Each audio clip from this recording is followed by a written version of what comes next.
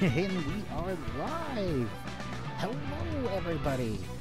You don't know who I am, but well, actually, I guess maybe you do, but, that's probably for another story for another day.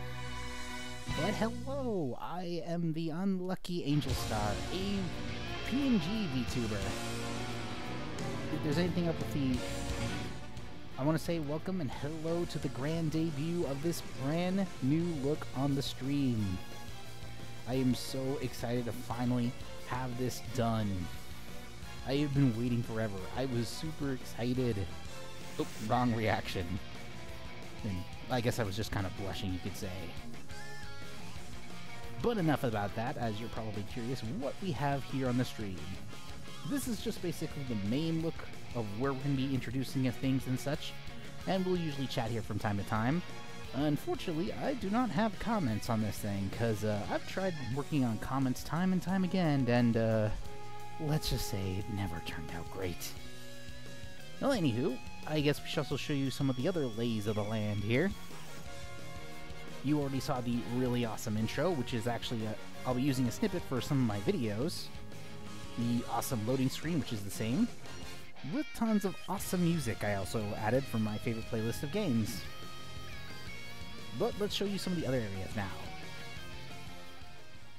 This here is the media room, and as you can hear, there is no audio whatsoever here. I actually was testing to see what type of game software I could work on here, but that has actually been entirely done. I even got the PS3 to finally work. I just needed a right model item. So we can actually do PS3 streams, and as well as PS2, Wii, GameCube, and sometimes art if I'm, you know, in a drawing kind of mood. But I'll get more into the schedule of things much later in the video. I'm going to also show you guys the end video, which will be like when the streams are over and I'm going to be rating someone. So I'll disappear for a sec.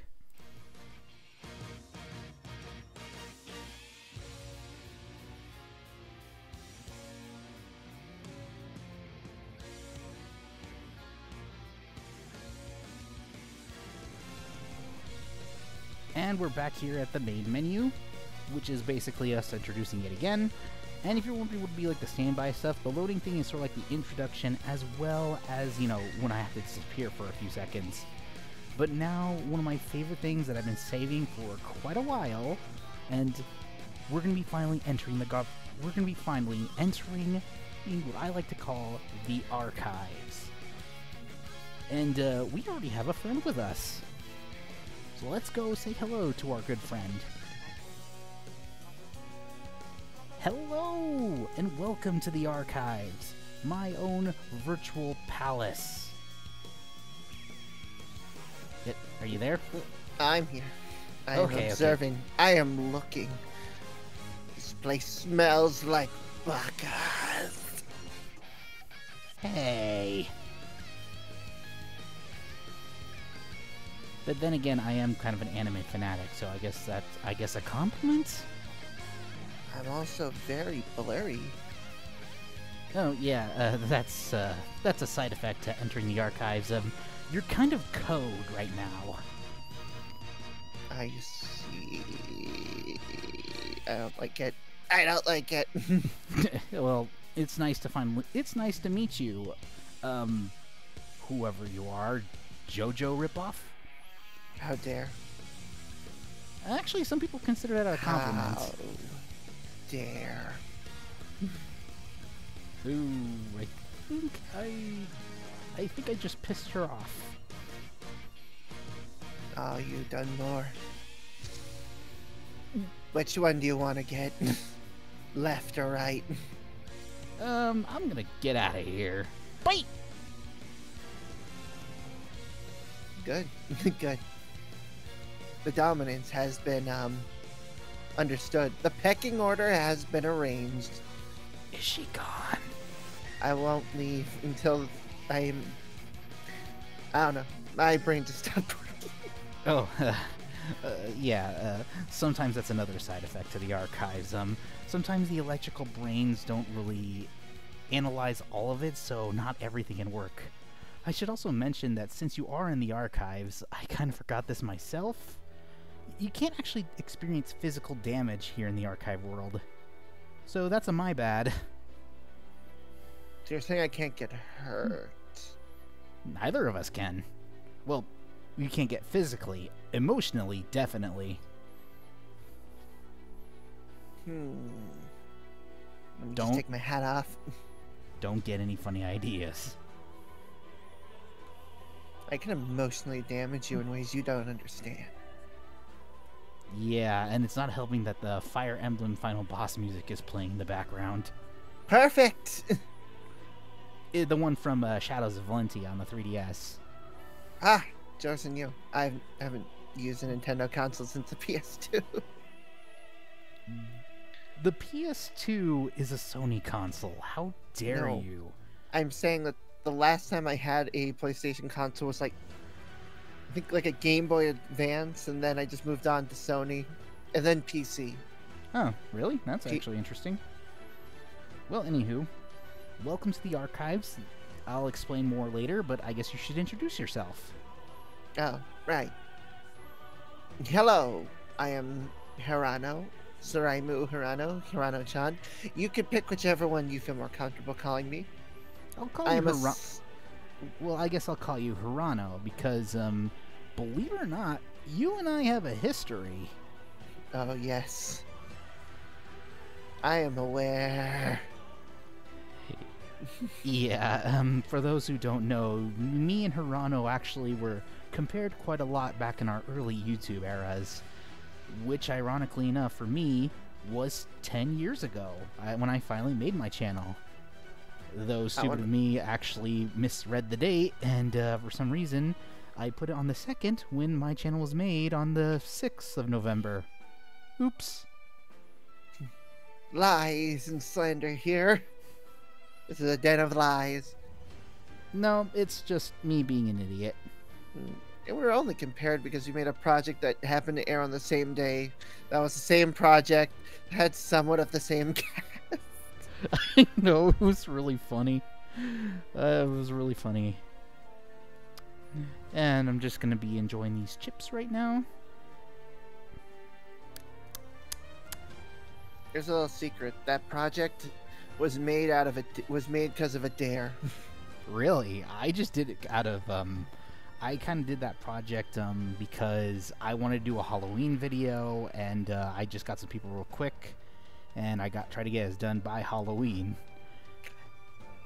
I got that project together because I was a bit of at a low point. I was between a bunch of other projects and didn't know what to do.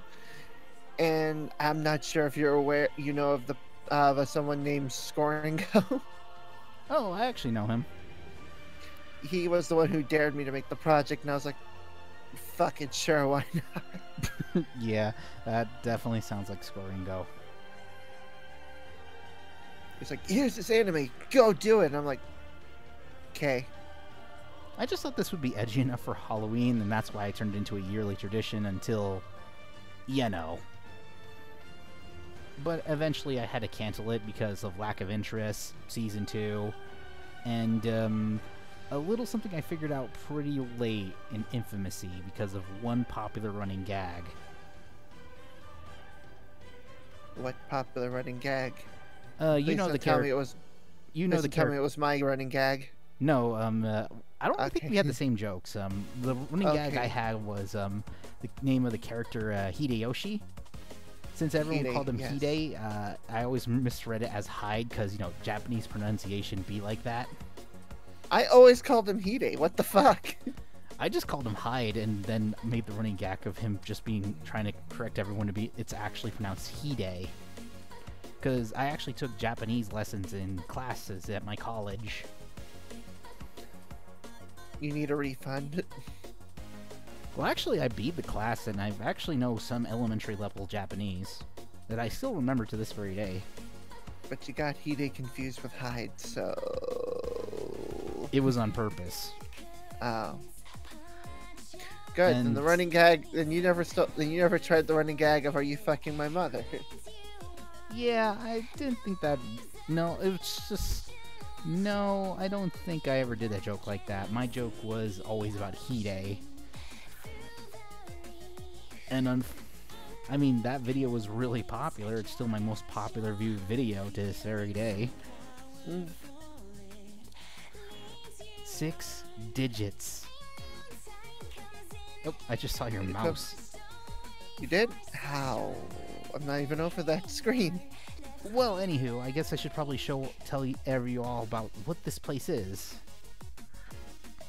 This here is known as a virtual cyberspace called the Archives, where I actually find lost media and obscure titles and keep them here in safety in order to, you know, keep them safe.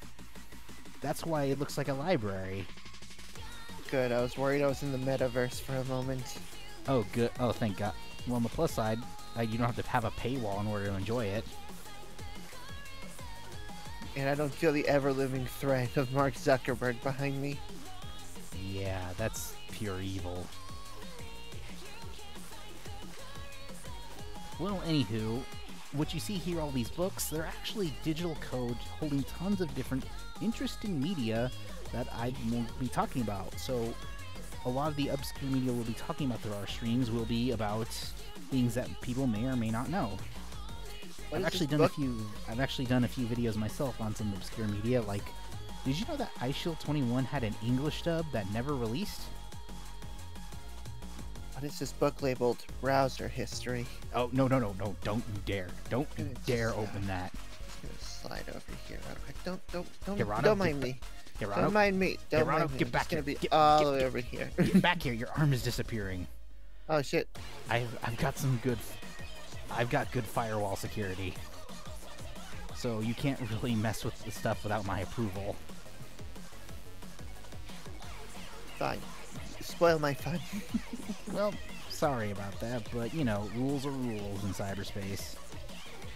But I can tell you but I can show you what we have planned here in cyberspace right now. Not only do we do streams now, yet again, they'll actually be also archived onto the YouTube channel, as well as a secondary channel. Yeah, get to stop captioning cursor. Well, anywho, I'll actually be showing off some really cool things that'll be coming soon to the channel. So here we go. Starting things off, these are some pretty cool thumbnails, starting with a video on A Million Miles Away, a scene from the hit film Belle.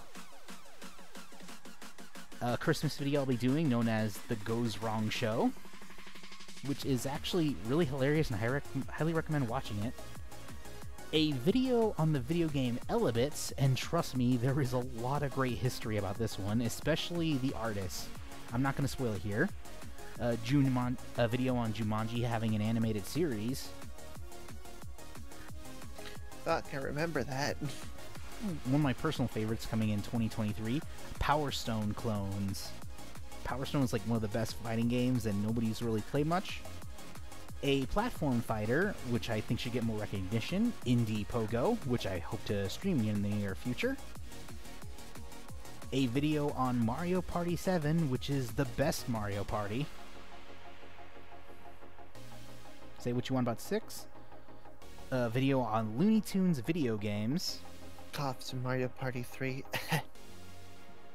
Yeah, I heard that. Another Nintendo puzzle game, known as the Nintendo Puzzle Collection, which never left Japan.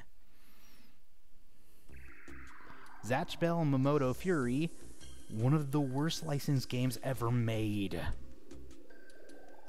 You know, I actually have a Shonen Jump that promotes that somewhere on my bookshelf. Anywho, now the next one is Dragon's Lair 3D, a 3D version of Dragon's Lair. Video on the Fairly Odd Parents video games, which I actually have some nostalgia for. Well, one title, more specifically. Oh, and here's a crazy one. Skechers had a cartoon. A video on one of my favorite animes, Violet Evergarden. I remember promotions for the Sketcher stuff, but I don't ever remember seeing it. Ooh, another fun one, a video on Namco Museum from the PS2, PlayStation 1 era, which is the best Namco Museum. Well, this one I'm going to be saving when I have 4,000 subs on my YouTube channel. Stitch had an anime. And we will and we will end lastly the video that will begin the new year, the worst year of animation, 2022.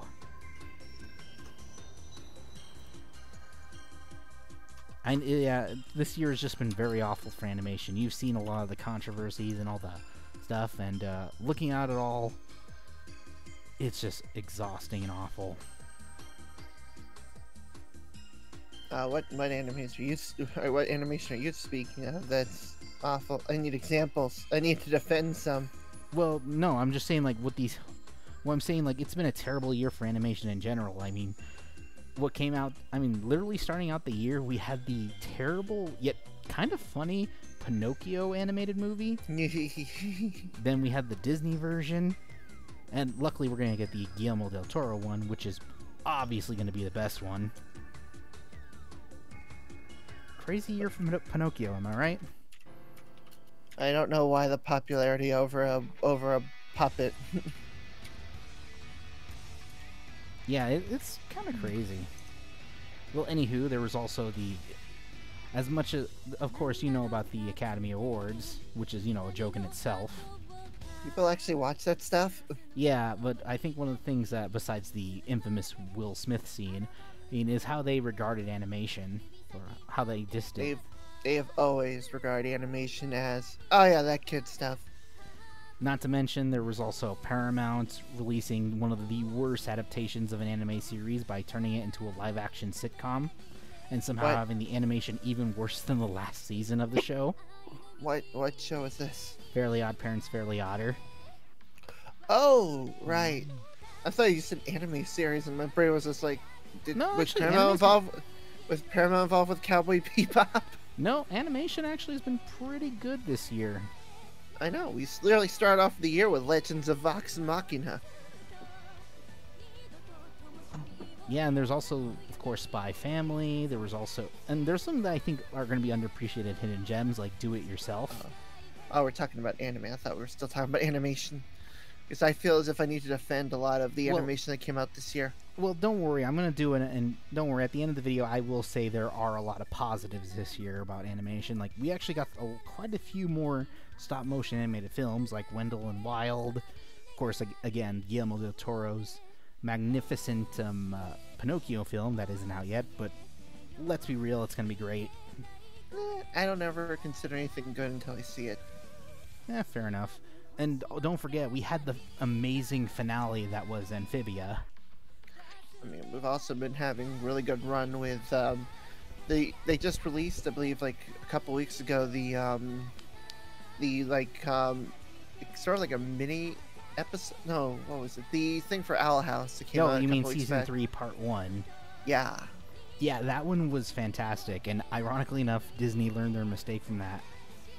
Because, they thought that the Owl House wasn't, something for them, and, there was going to be layoffs and all that. They did the literal same with Gravity Falls, which is why it took forever for there to be a season 2. Yeah, but I think they learned their lesson from Owl House, as, the video was literally trending on YouTube, and they were like, well, we fucked up.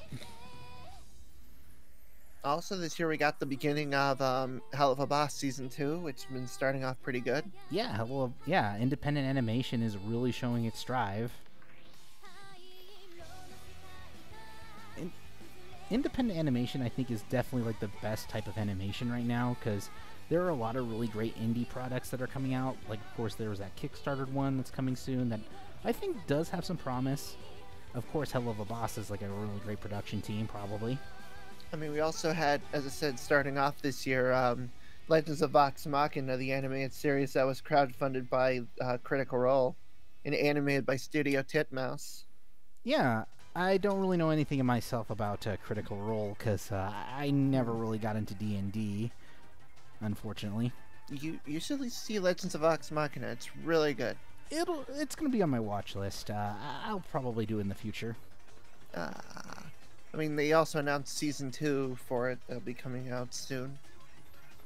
Well, that's good for them. Oh, we're also finally getting the new season of The Dragon Prince, Season 4. That's the one, that's that one series made by the team behind Avatar: The Last Airbender. I'll let you know a secret. Just a small one. I have not really watched a lot of the animation that was on Netflix. There are pretty good shows on Netflix animation wise. Anime also. But then again, it's pretty easy to dub stuff. They just haven't been doing a real job, distributing it. Because Crunchyroll has. That's because Crunchyroll has control over pretty much the whole medium. Yeah, ironically enough, I used to joke that no one would buy a High Dive subscription because it's nothing but ecchi anime. But even I can be proven wrong because, honestly, there's a lot of good anime now on High Dive thanks to this year alone. Call of the Night, Reincarnated as a Sword. That's all I can think of right now. But one anime I think that's really underappreciated that came out like a long time ago was Ahiro no Sora. The name sounds familiar. What is the English name for it? Ahiro no Sora. Please tell me what it's about, because my brain is like, the name is familiar, but it's about basketball. Oh, I don't like basketball. Yeah, but I think sports anime can make some sports really interesting in some way or form. I mean, I have no interest in volleyball at all, but ever since I watched Haikyuu, it really got me fascinated in the sport. And I think their recent season, which was a couple years back, was like one of their best seasons because it actually felt like I was watching a sport and really investing myself in it. There was just a lot of promise. And I really can't wait for the Haikyuu movie.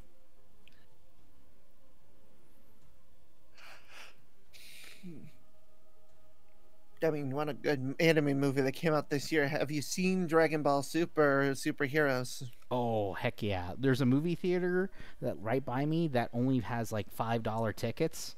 And yeah, I basically got the cheapest yet best seats in the house. I went to an AMC that's a little bit far from me, but I got the full IMAX experience for it. Oh, that must have been awesome.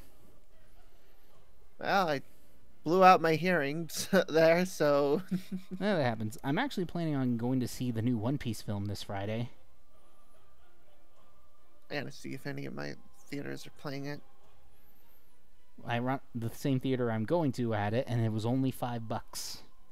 The only problem with One Piece is that I think just like a lot of people, I sort of fell off the One Piece train a while back and was way too intimidated to try to jump back on it. Yeah, that's a big problem with One Piece sometimes. It's really, once when you get invested, you're either stuck following it to the very end, or you drop anchor where you are now. Because I will admit there are some slow moments in One Piece, like nothing terrible at least. But we do get some really great moments. I think when I finally got back into One Piece was when I saw a clip of Luffy and the crew fighting Oz. And I was like, dude, I gotta see what happens. And the next thing you know, I got caught up with the series. So I think the fastest way to really catch up with it would be like reading the manga if you're a fast reader. Well, I recently had gotten a One Piece manga that I guess was knee deep into a fight, and through a majority of the manga there was like no dialogue, just fighting, and I'm like, Clearly, Oda was having an off week and wanted to make something quickly. Still better than Golden Wind. That's like one of the biggest problems. You'll have also like these large chunks of episodes that are nothing but fighting, and you're just like, what's really going on? Yeah, I think I have that major problem with the Bleach series. I know people are really hyped for the final season, and I'm just like, why?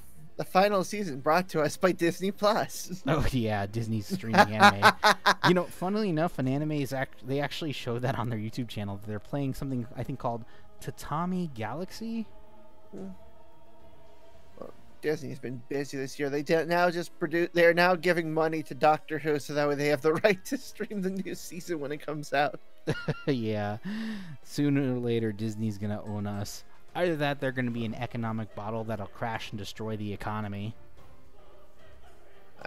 No, that's currently Warner Brothers right now. Yep.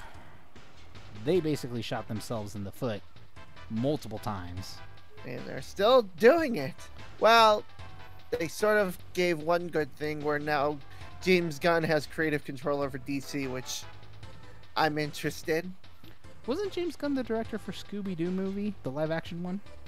He was one of the writers for the original live-action Scooby-Doo movies, but he also made the new Suicide Squad movie and the Peacemaker series. So yeah, I'm not really. I'll be real. I'm not really a DC person, with the only exception being Batman. Even I haven't seen the newest one. Everyone's Batman. That's the thing. Everyone is Batman. Like, nobody knows jack shit about the other superheroes, but everyone fucking knows Batman and his villains. Well, I mean, if you grew up in the 90s like me, Mark Hamill was the Joker, and he still is. Oh, I completely agree. I'm currently having a three-way tie between Arlene Sorkin's, Tara Strong, and oh my god, I just forgot the actress who's currently playing Harley Quinn. Fuck. The live-action actress. Margot Robbie. Well, yeah. I mean, I've played as Harley Quinn in multiverses, so I think I get why she's a very popular character. And ironically enough, it's the animated series from the '90s that made her super popular. Oh yeah, her original, the first season, she didn't even have a name. She was just known as Hench Girl 1. But then they gave her character development and an interesting backstory, and next thing you know, she's one of the main characters of the Batman universe. Oh, that's because Bruce Timm didn't think anyone would be that interested in essentially a sidekick to the Joker, and then suddenly everyone was interested in her. We all know why, don't we? Yes, but I don't think I could say it without breaking TOS. That is fair. You don't her have to. Clown Bogusi. Well, anywho's, let's change the subject for a bit. No. Yes. Let's see. Well, when it comes to obscure media, there's always a lot of interesting things I think a lot of people should know about. And I guess I should say this now. If you guys are VTubers who know some obscure media, hit me up. You can even be streaming on. You could even be here on the show in the archives. I have like an good obscure old piece of media. After all, we are celebrating 10 years on my YouTube channel, and of course, I wouldn't celebrate it with any other than my closest rival. I guess now friend. I was about to say, when did we were rivals? Like, I don't know. We just got compared our a lot. contact with each other was so minimal back then that it's because I'm not really a social bug, honestly. I think that's probably why I never got that much recognition outside that series. You think I'm a social bug? Congrats, someone lied to you. I mean, I'm just not on online all the time, or chatting with a lot of people. I mean, where I used to live, the online was utter crap. I kid you not, it took, when I uploaded that video, it took 2 whole days for it to upload entirely. When I uploaded mine, it took like 2 hours. What the fuck? Well, because I lived kind of like in the country, and we lived in a literal dead zone. We only got 2 megabytes of internet speed. Well, you see, out here, our internet is powered by the power of corn, you see. I say, boy. Or I say, slime. You have no idea what I went through with all my internet connections. I could not play online games at all. I mean, what'd you do? You just shoved a corn cob into a router and hope for the best? Basically. I mean, I did try swinging it with a bat a few times. It never works. You want to hit it with a hatchet. Yeah. I was hoping to maybe get it struck by lightning. Give it super power signal. Then you use a coat hanger and stick it out the window. Nah, that doesn't work. Believe me, I tried. You didn't try hard enough. Bigger coat hanger. Yeah, I mean, Imagine. I think it would have worked better here, considering where I live doesn't really get lightning storms. Where I live now, it's like a light show. I mean, I lived in Florida for a long time. It always fucking rains and lightnings shit there all the time. Yeah, we only get it in the summertime. But man, is it really cool. It scares you at first, but you get kind of used to it, surprisingly. Hiccup, sorry. It's okay. I can hit you an obscure piece of media that not a lot of people heard of or remembers. What's that? There's an old kids show that came out back in the really early 90s. It was made by a lot of the team that worked with the Jim Henson Company. It was called Eureka's Castle. Eureka's Castle? What's that? I knew it. I mean, I'm familiar with the Jim Henson Storytale series because I found it on Amazon Prime. It's not. So it was not made by Jim Henson's company. It was made by a lot of people who worked at one point for Jim Henson's company, but then went off and did their own thing. It was a show that I believe started off in Canada, but then moved to America, where it was trapped in rerun hell on Nickelodeon's preschool block. You'll see it, and it looks like a lot of like Jim Henson stuff. But God, do I remember that stuff was everywhere when I was like very, very young. Really? That's something I'm not familiar with. I have a lot of obscure shit that not a lot of people remember. Oh, well, maybe we'll have you here at the archives some other times. Hopefully with a better time zone, probably. Hopefully with a little bit more prepping, because as I said, I'm only here till like about 8, and I'm really sorry about that. Yeah, it's okay. I didn't know how long this would be anyways. I'll just probably be going over a few things, and then we'll just call it an adventure. Cool. But I do have some really cool, promising things starting with next week. Would you like to know? I mean, I'm all ears. Well, here's the schedule, actually. Hang on, it's covering our faces. There we go. So, starting next week, I'll be having a schedule of Monday through Wednesday I'll be streaming here. With my first thing I'll be streaming is DreamX TV World Fighters, a Japanese exclusive platform fighter. Ever heard of it? No. Well, basically picture this. The companies of Konami, Hudson, and the toy maker Takaru making a platform fighter like Smash Brothers, but different.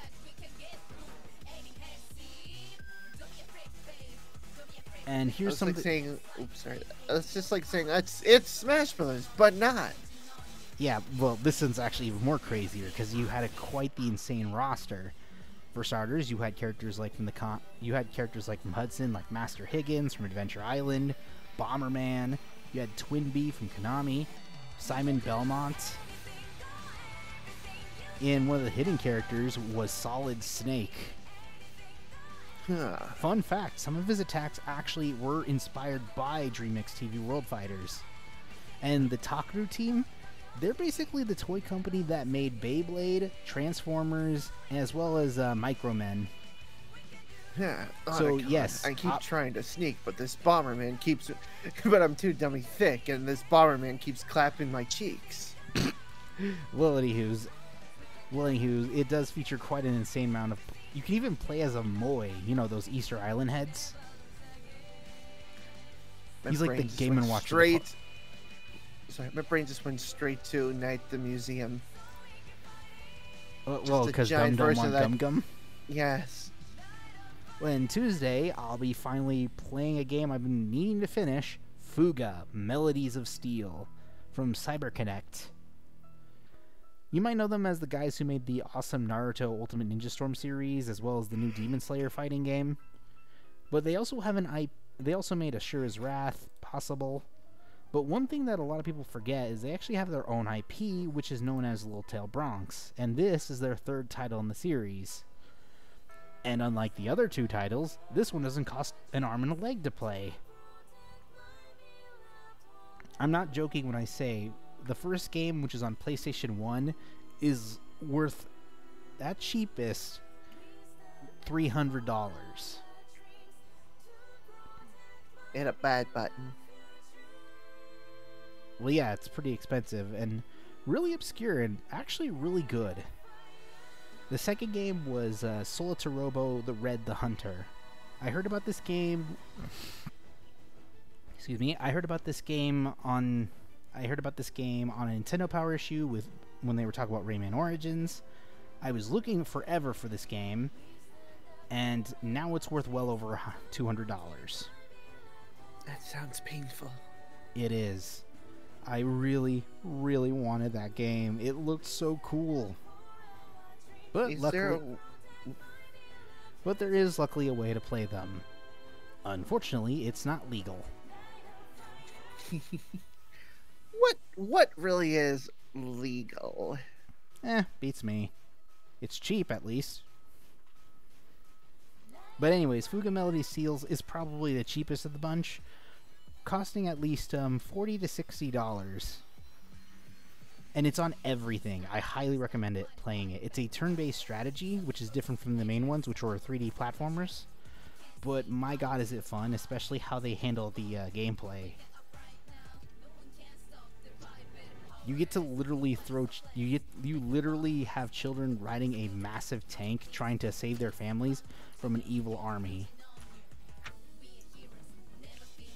And what's really cool is that if you're actually in a boss fight, you can actually even sacrifice the children using the soul cannon. Sacrifice all the children. They don't need to exist. Well, you could actually, fun idea I actually thought of, like, you could probably even do, like, a Nuzlocke run, like, saying, like, if a character faints, you can no longer use them. But the thing is, you can only use the soul cannon once per chapter, and it's only at the boss level. So you can choose whether or not to save your crew from the worst case scenario in order to get the best ending, or you have to sacrifice them in order to get an okay ending and lose someone you care about the most. It's kind of sad, but I highly recommend it. It's like, it's really good, it's really artistic, and I really love the music. And Wednesday is actually a really cool one. I actually haven't seen a VTuber actually do this before, and I think I might be the first.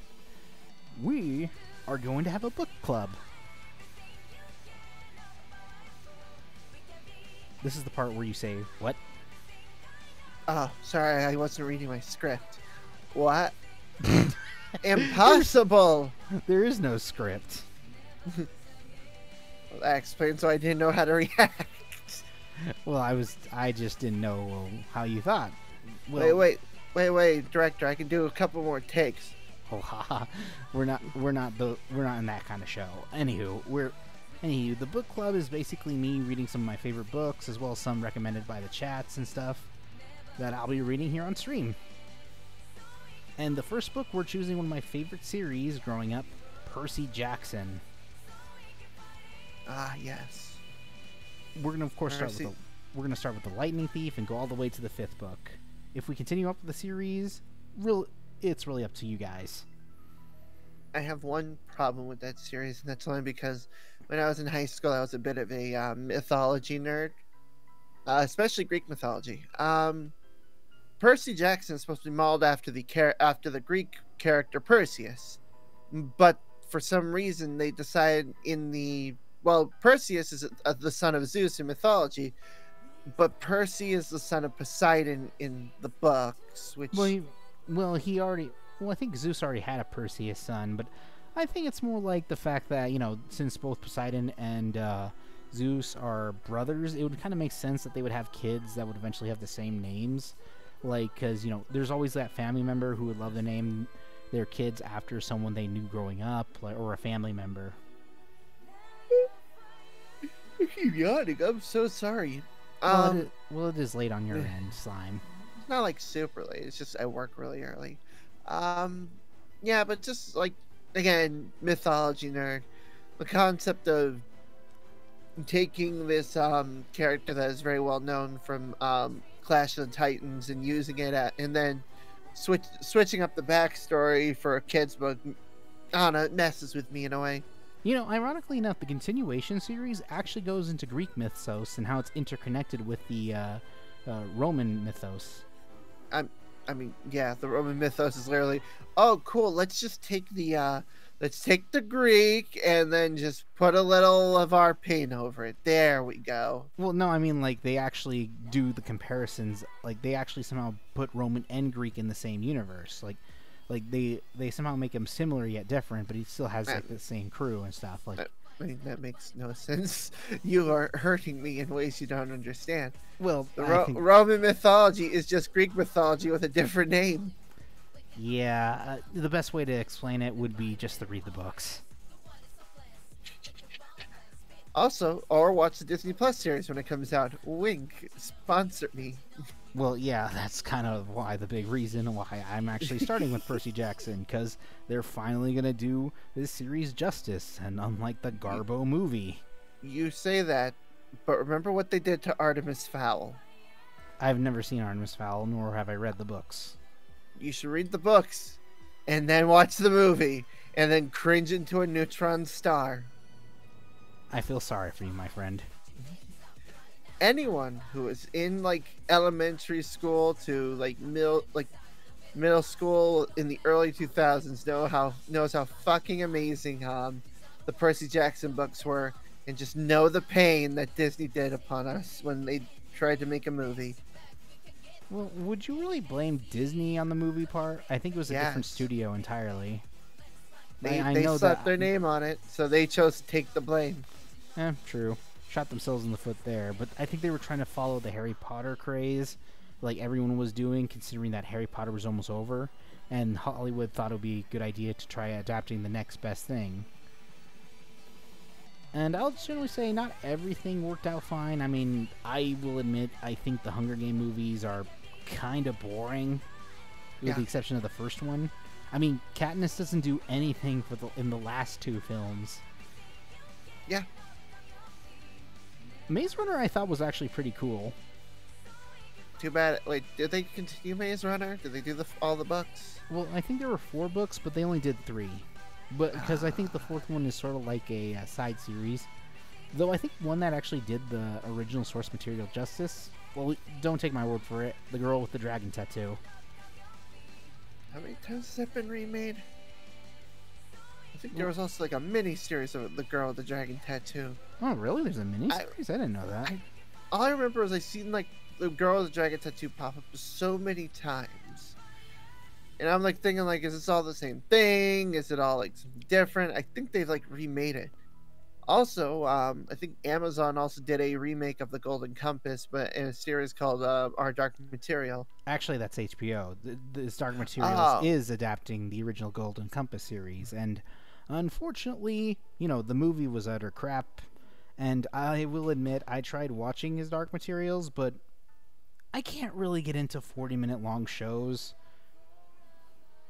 Fair. I just don't have the attention span for it. That's why I never just watch a show. I have to be working on something while watching the show. Yeah. I watched through all of the Rings of Power just while doing artwork. Well, honestly, I think that's probably the only exception, because I grew up with the Lord of the Rings series because my grandmother was a big fan of the books. And I think Lord of the Rings was one of the few films I got to see in theaters when I was a little kid. I was like probably 6 or 7 when I saw it in theaters. How did you stay awake? Like when I tried to watch The Fellowship of the Ring as a kid, I remember passing out halfway through the movie. I woke up a couple hours later. We were still knee deep in the middle of the movie. Well, the thing is, I kind of grew up with a television, sort of like the cable guy, so I kind of could, no matter what, my eyes are always glued to the screen. Though, true story, when I was a little kid and I saw it in theaters, when the head fell into the well, I literally screamed out loud, "Ow!" And the whole theater was laughing. Cool. I mean, I grew up the same, but it's like, I don't know, Lord of the Rings, like the original, like Fellowship of the Ring. If you ever watch the director's cut, it takes so long to even get going. Well, I saw it in theaters, and I don't remember when. I think that was like the only one I saw in theaters, and the rest were on VHS. I And have then I saw only- The Hobbit in theaters with my grandmother. I saw like the first two Hobbit in theaters, and then saw the last one. Then thought the last one wasn't even worth seeing in theaters. I thought they were pretty nice, visually at least. They were okay. Though I really They do didn't- enjoy Rings of Power.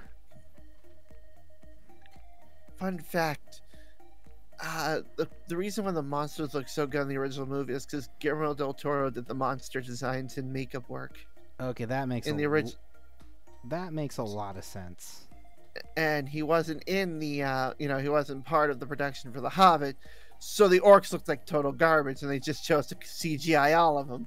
Yeah, I'm just gonna be real with you. I feel like CG and nowadays kind of just ruins everything.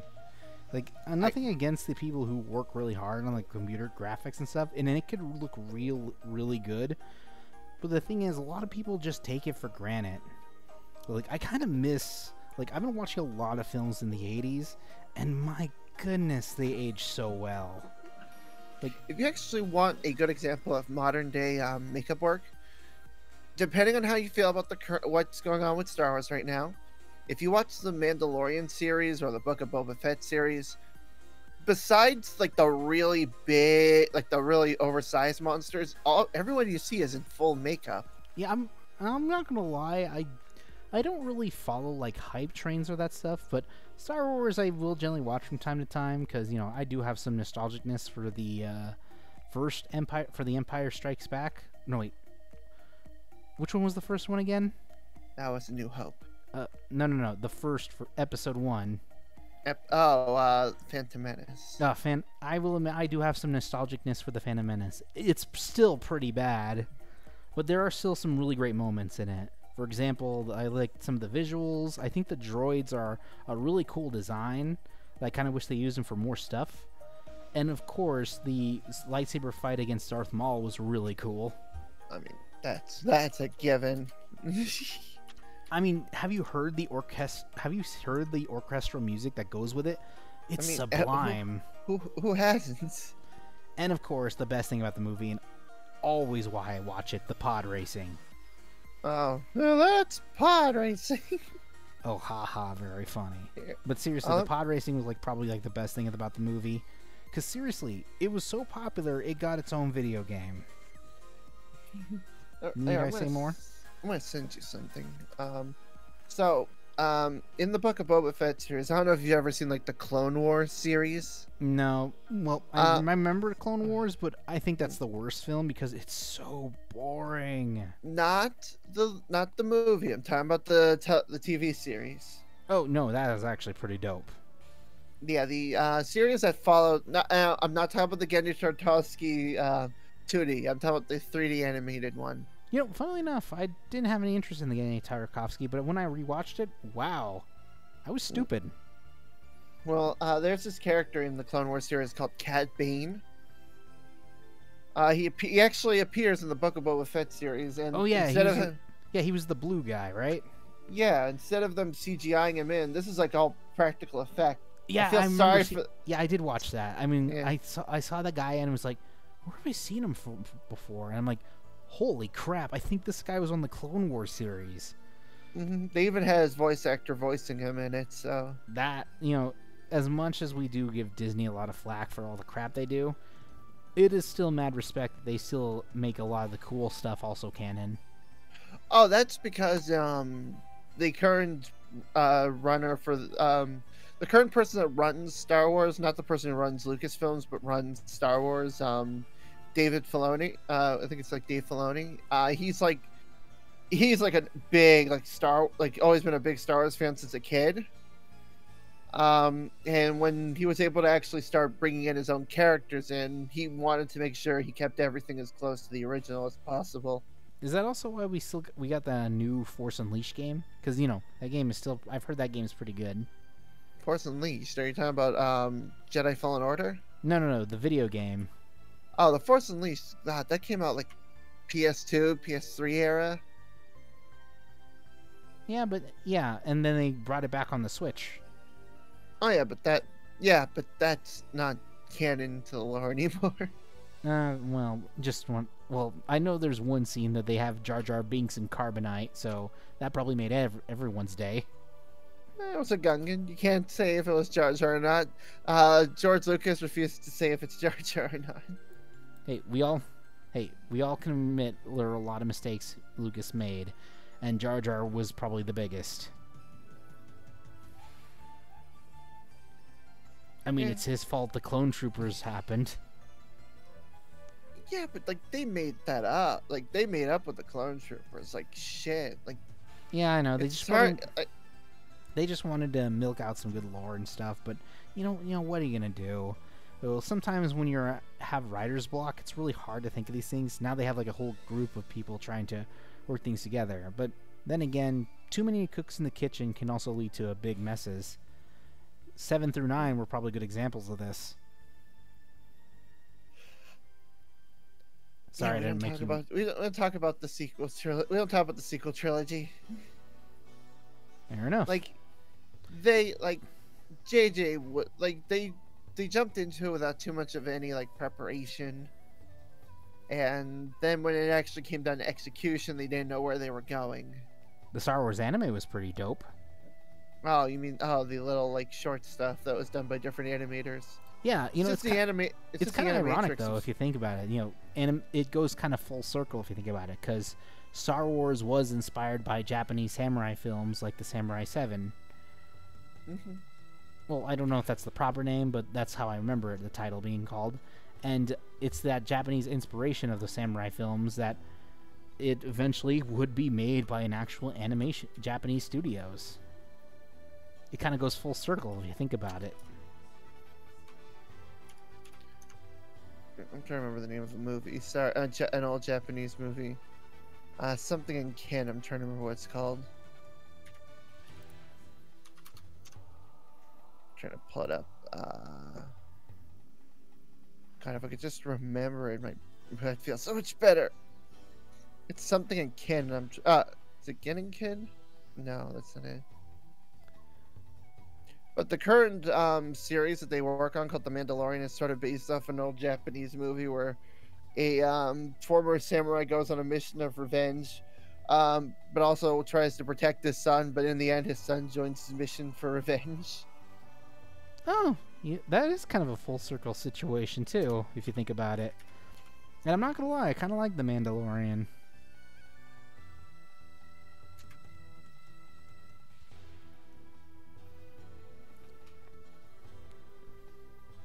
Yeah, I would say like where it comes to Lucasfilms has been lately doing a lot of practical effects. So, but they also do a lot of touching up with CGI, which, you know, using CGI as a touch up, not as the full thing, actually works a lot better. Yeah, that's actually pretty clever, honestly. That's, I think, what they should do instead of, you know, forcing it on the entire scene, ruining kind of the idea that it's supposed to be a place, but it's not.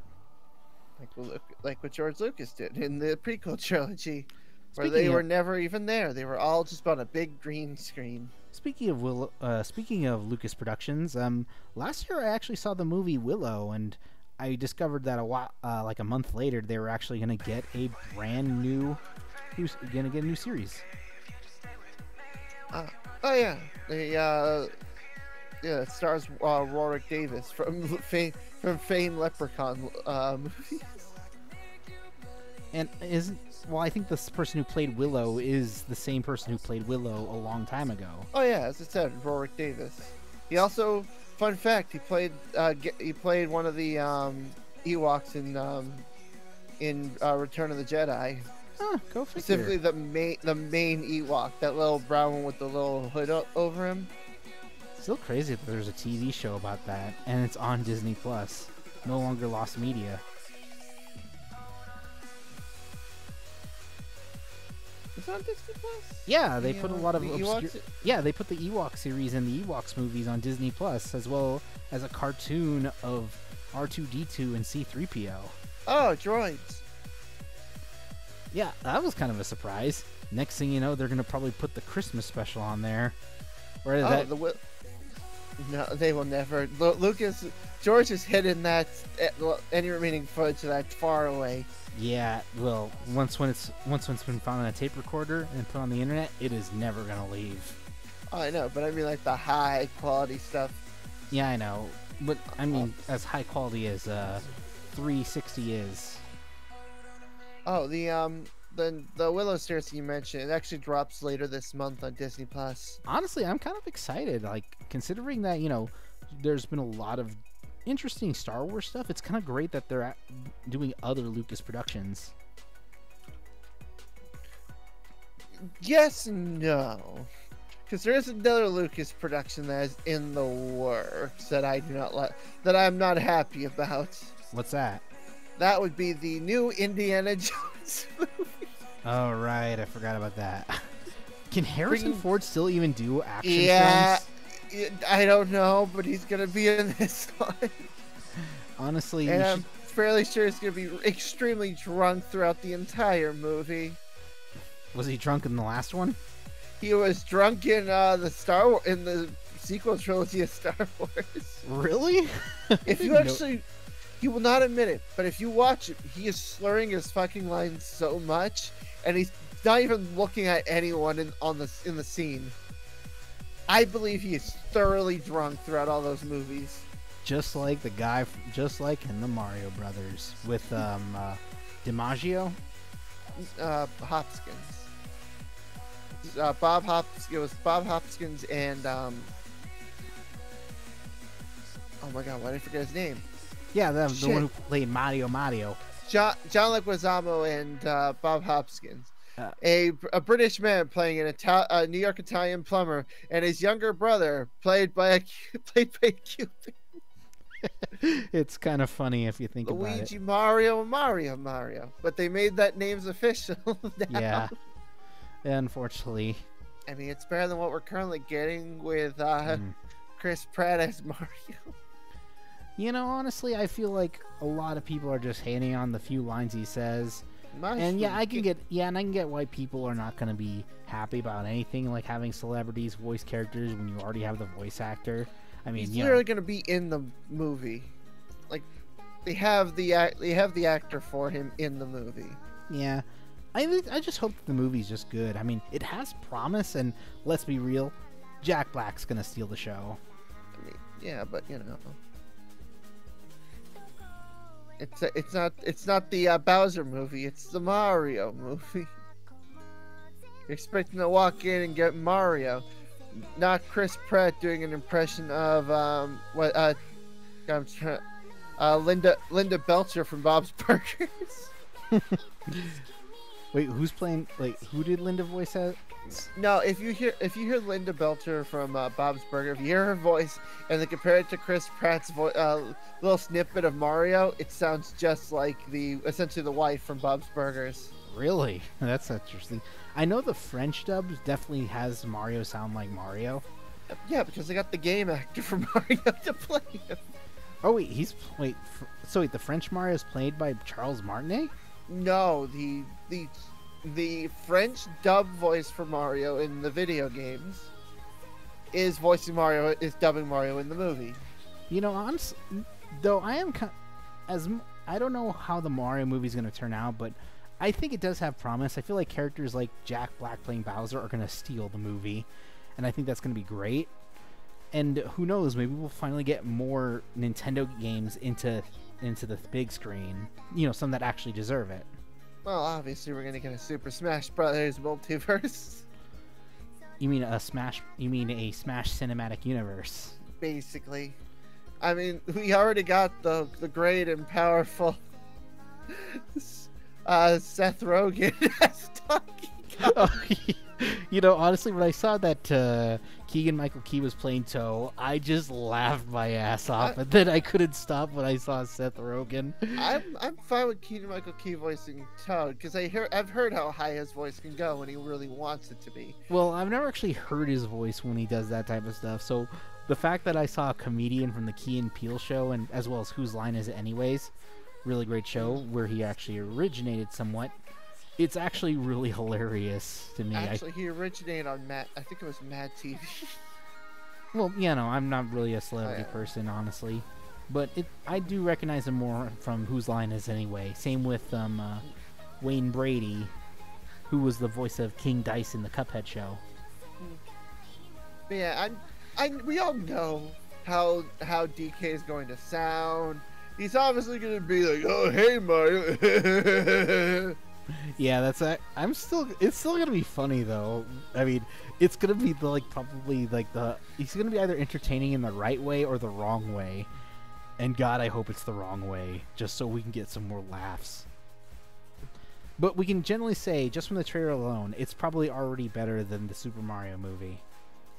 Yeah, but we're gonna now watch as Mario's gonna for the first time ever, get his ass kicked by Sonic the Hedgehog. Okay, so if there's one Nintendo game you want into a full-fledged big screen film, what would it be? Oh, that's easy. It would be Legend of Zelda or Metroid. Actually, I think it should be Star Fox. Star Fox would be okay, but then they would start getting weirded out when the furries start coming in there. True, but I think I just grew up as a Star Fox fan. I grew up with a lot of the games. The N64 one's still my all-time favorite. You know, it would be a bold choice. How about a Kirby live-action movie? That would be disturbing. It would be disturbing. I give praise to the All Devourer. I think it'd work as an animated film better. I mean, definitely worked a lot better with as an anime, which is fun considering that Sakurai himself had assistance with it, or he assisted with it himself. Hmm? Yeah, didn't you know Sakurai was involved in the development of the Kirby anime? No, actually, I didn't know what you said because my headphones fell off. Oh, I said Sakurai was also helping in the development of the Kirby anime. I need a monster to club that dang Kirby. Actually, blame that on the English. I know that was all 4Kids. Well, technically it aired on the Fox box before it aired on 4Kids. Yeah, but it was 4Kids. It was the 4Kids company that was dubbing it. 4Kids was just a dubbing company before it got its own little block. Fair enough. I need a monster to club that dang Kirby. Ah, King Dedede. You know, it's still a good show whether it was in English or Japanese. Though it's actually really interesting how much they actually kept to the Kirby lore in some way or form. Yeah, but they also had Kirby wasn't really the main character of the show. He was just sort of, he would pop up at the beginning, get into mischief, then tend to get blasted away for a while. We would focus on those two kids, and then Kirby would come back in the end and finish the monster. Yeah, well, it was probably hard to actually make a mute character into a TV star. Well, at least to some people. I mean, it's been done successfully in other types of titles, especially in old films made back in 1940. I do make a demand. If they ever make an animated movie of Kirby, we need, oh, God, I'm just bad at names today. Shoot. The actor for Puss in Boots, what was his name? Shoot. Antonio Banderas? Yeah, we need Antonio Banderas as Meta Knight. Oh, heck yeah. Antonio Banderas as Midnight would be amazing. I mean, because, you know, that's how I always remember Meta Knight. That's because the Kirby anime gave him a really thick Spanish accent. Yeah, I know. Okay, now this is going to be a weird thought, but I know some people are going to love this idea or hate it. Captain Falcon, played by The Rock. I don't know about that. No, seriously, think about it. If they did an F-Zero movie, live action with some CG, and The Rock was dressed as Captain Falcon, muscles and all. They would make Chris Pratt. Not Chris Pratt. They would make it, which one's the other Chris's? Not Chris Hemsworth. Shoot. The guy who played Captain America, they'd probably get him to play Captain Falcon. Chris Evans? Yes, Chris Evans. There are too many Chris's that work for Marvel. I say, I don't know. Hear me out on this. I mean, just put a Captain Falcon mask on Dwayne The Rock Johnson's head, and you might have some gold there. They might try to keep a lot of the Nintendo stuff, like the CGI movies. Yeah, they might keep it animated, I will admit. Though it's kind of crazy, though, F-Zero got an anime. Yeah. Yeah, and Captain Falcon was hardly in it, which was very upsetting. He had one epic moment, and then that was it. Hilarity. It's But I really maybe they'll even do like some really other ideas, like an obscure Nintendo game into an anime series or a TV show or movie. Ooh, Earthbound, the animated movie.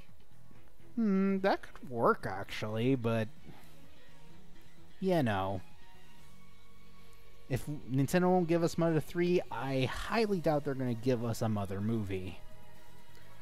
You just gotta wait till they have to get to that Super Smash Brothers movie. Yeah, but you know, that is if Nintendo even wants to do one.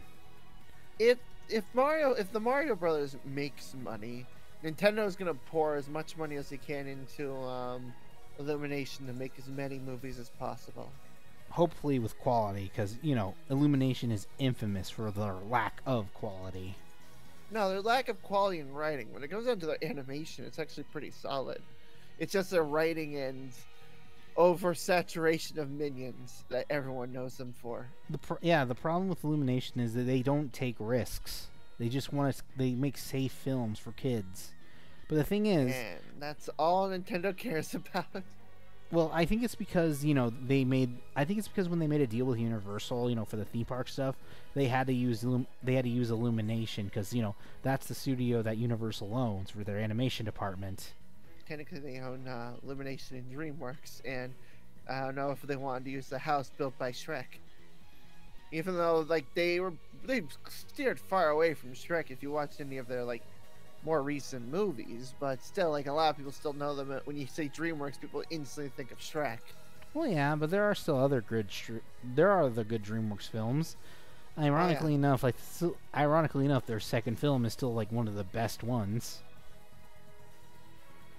The second Shrek film? No, second animated film, The Prince of Egypt. I mean, if you want to go with their first film, let's talk about the movie Polly, the first ever live-action movie that involved a talking parrot that had many adventures around the world just to find his way back to a little girl. And it's not even a joke. Look it up. It was the first ever DreamWorks movie. Well, that's kind of interesting to know, but I kind of remember Polly, and I thought it was not bad. Though, if you want a good DreamWorks film that's live-action, Small Soldiers is the way to go. No, I don't like thinking of that movie. Wait, you don't like Small Soldiers? Nobody likes Small Soldiers. I like Small Soldiers. Why? It's charming. Not to mention the animatronics, like how they handle the robotics of the toys, these are actually really well thought out. The CG is, I will say, has aged a little bit, but it does have some good charm in its filmmaking.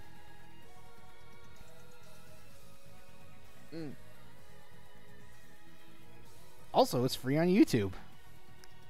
That's not a good. That shows how bad it is. Oh, bite me a new one. And Small Soldiers, I think, is a hidden gem. Not to mention, I think the designs of the Gorgonites are really cool. But then again, this is the same guy who also made Gremlins. Oh, that makes sense. The Gremlins designs are pretty cool. Yeah, and some people don't like Gremlins too. Nobody likes Gremlins too. I mean, yeah, I will say its story structure isn't perfect, but at least the Gremlin designs are pretty interesting for the new batch. I mean, you can make anything look interesting if you try hard enough. You know what? I also want to make this argument. Would Small Soldiers be considered a Halloween film? No. Why not? I don't consider it a scary movie. Oh, it takes place during Halloween? That's like saying... I'm gonna be honest here. That's like saying that's like those people that say Die Hard's a Christmas movie. Isn't it? It's based around Christmas, but it's not a Christmas movie. Like, you can have something based around the same time as a movie, and it technically not be that season movie. Fascinating. So, I mean, if you want. So how is a film that takes place in Christmas not considered a Christmas movie? Here, let me point this out. Let me bring this up to you. Would you say the game Fallout is a Halloween game? I don't play Fallout. Well, I'm just saying, like, basically, would you say it's a Halloween game just by looking at it? No. But the thing is, if you go around to different buildings, because basically the apocalypse happened on Halloween, you see Halloween decorations still everywhere. Then maybe? See, I believe there's like a different category to that. Like, you can have a movie that's around a time, but it not be that time's movie. Okay, now here's a better question. What would you call a Christmas movie that's also a horror movie? Would it be? That is an easy one. There's Santa's Sleigh, Black Christmas. Oh my God. No, I'm saying, like, would you consider those Christmas movies or Halloween then? Oh, Santa's Sleigh, definitely that would be a Christmas movie. If you want a really obscure horror Halloween movie, Halloween Christmas movie, Santa's Sleigh all the way. And it's Santa's Sleigh SLAY. It stars WWE wrestler Bill Goldberg. Bill, I don't know wrestling that well either. You don't really need to know who he is. That's just an added joke that some people like to bring up. It's a horror comedy, but still. Black Christmas. Let me look up all the Christmas horror movies. But no, I would say those are horror movies that are based around the time of Christmas. I would not say they are Christmas movies. I would not say they are. I wouldn't say they're Halloween movies. They're horror movies. So here's a question then. So you say a Christmas movie that's a horror film can still be a Christmas movie, but what if the? No, I didn't say that. I didn't say that. I said that it is a horror movie based around the season of Christmas, but because it doesn't squarely focus on it, that being some of them don't focus exactly on that timing, then it would not count, because I didn't know Small Soldiers was based around Halloween. Well, actually, it's more in autumn. It's autumn in the film, but I think it's like the closest thing to like Halloween in the film. But that again, like, it doesn't focus on that little thing. But like, let's say the whole plot of the movie is based around, say, that season, because the whole plot of Die Hard isn't based around it being Christmas. It's just Christmas is the setting, but not the focus point. That is an interesting thought. Like, for example, the movie Krampus, because it is based squarely around Christmas, the whole setting is Christmas, and it's slowly based on Christmas, and it has to be a Christmas movie. That is, I guess. Well, there are some Christmas moments in Die Hard, like there is the infamous elevator scene with a guy saying, saying, "I have a machine gun, ho ho ho." But again, that's a dumb joke, joking on the setting. But again, because the whole plot doesn't really require Christmas as an element, like, you can move that to say, I don't know, like January, like, let's say it's a New Year's Eve party that gets attacked. The same stuff still would happen, but it still would technically, like, all the events would still happen as is, just the setting would be slightly different. Fascinating. It just requires, like, the events to actually affect the outcome for it to be a seasonal movie. Okay. Just letting you know, my avatar is currently snacking on some chips while you're chatting. Sorry, when it comes down to like movie genres and stuff, I would say that a seasonal movie requires, again, the season as a plot point for it to be considered a seasonal movie. Okay, I guess it does. I guess it's really up to some person's interpretation. Well, they are wrong, and they should feel. Well, what if then your opinion's wrong then too? No, my opinion is right, and it can never be wrong. Sorry. Well, let's agree to disagree then. You still there? I'm still here. Sorry, I'm just looking at the time, and I gotta start getting ready to head off. All right then. I guess we'll say farewell here to Hirano, everyone. If you guys want to check out some of Slime Hirano's content, make sure to give him a follow. It's just Suraimu Hirano. I'm gonna message you something real quick, just so that way just to clear the air of something. And I have a feeling that I feel like you made a mistake, and I'm going to quickly help you with that.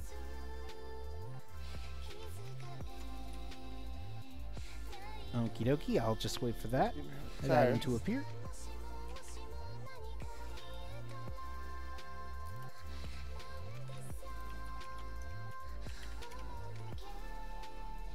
Oh, okay, yeah. Gonna But- just gonna help you with that a bit. Yeah, yeah, I see what you mean. Sorry about that. But anyways, still give Hirano a follow. Suraimu. Suraimu Hirano. Suraimu Hirano. Yeah, I gotta head out. You have yourself a good stream. Sorry, I have to leave so abruptly. It's okay. Hey, but thanks Alright. for joining us anyways. Let's go Alright, back to the peace. main menu setting. And Alright, let's say goodbye to peace. Hirano. Bye. Bye. My Tokyo Ghoul was better. Bye. How dare you? How dare you? You. Yep, and we're back. What can you do?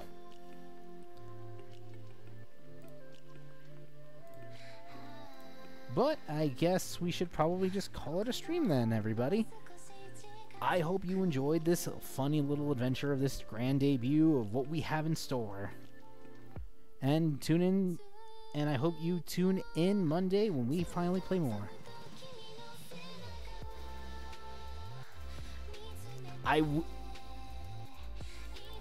Hirano, I will have my revenge. She's probably gone. Well, anywho, thanks to all who actually joined us, and see you all in the next stream, which will be Monday, 7 p.m. We'll be playing DreamMix TV World Fighters. Be there. Hirano, why are you still here? Though, in all seriousness, thanks for being on the show. And if you guys are really interested in other types of obscure media, I'll be doing... If you guys are really interested... If you're...